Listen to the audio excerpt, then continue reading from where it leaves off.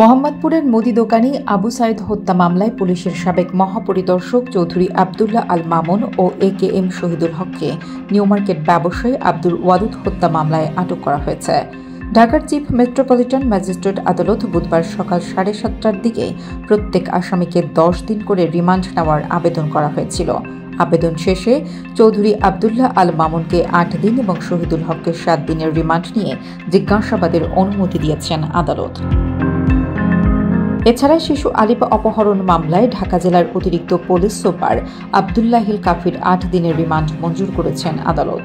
আবু সাইদ হত্যা মামলার প্রধান আসামি সাবেক প্রধানমন্ত্রী শেখ হাসিনা এ মামলায় চৌধুরী আবদুল্লাহ আল মামুনকে রিমান্ডে নেওয়ার আবেদনে বলা হয়, শেখ হাসিনার শক্ত হাতে ছাত্র জনতার আন্দোলন দমন করার নির্দেশ দিয়েছিলেন। মামলার আরেক আসামি ওবায়দুল কাদের গণমাধ্যমে আন্দোলন দমনের নির্দেশ দেন। মামলার 3 নম্বর আসামি চৌধুরী আবদুল্লাহ আল মামুন সহ অন্যরা ছাত্র জনতার আন্দোলন দমনে অধীনস্থ পুলিশ সদস্যদের নির্দেশ দিয়েছিলেন। মামলার 5 নম্বর আসামি সাবেক স্বরাষ্ট্রমন্ত্রী আসাদুজ্জামান খান পুলিশকে ছাত্র জনতার মিছিলে গুলি করার নির্দেশ দেন।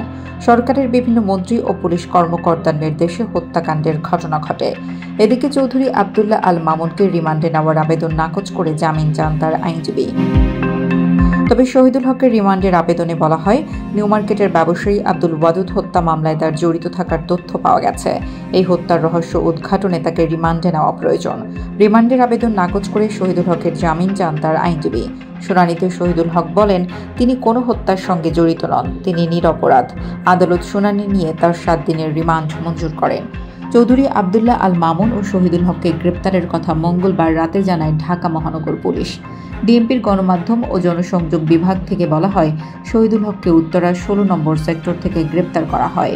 অন্যদিকে চৌধুরী আবদুল্লাহ আল মামুন সেনা হেফাজতে ছিলেন। তার বিরুদ্ধে মামলা হওয়ায় তিনি সেনা হেফাজতে থাকা অবস্থায় আত্মসমর্পণের ইচ্ছা প্রকাশ করেন। রাতে তাকে পুলিশ হেফাজতে নেওয়া হয়। গত 5 আগস্ট ছাত্র জনতার অভ্যুত্থানে আওয়ামী লীগ সরকারের পতন হয়। এই সরকারের আইজিপির দায়িত্বে ছিলেন চৌধুরী আবদুল্লাহ আল মামুন। সরকার পতনের পরদিন তার চুক্তিভিত্তিক নিয়োগ বাতিল করা হয়। অন্যদিকে শহীদুল হক চৌধুরী 2014 সালের 30 ডিসেম্বর আইজিপি হিসেবে নিয়োগ পান। তিনি 2018 সালের 31 জানুয়ারি অবসরে যান।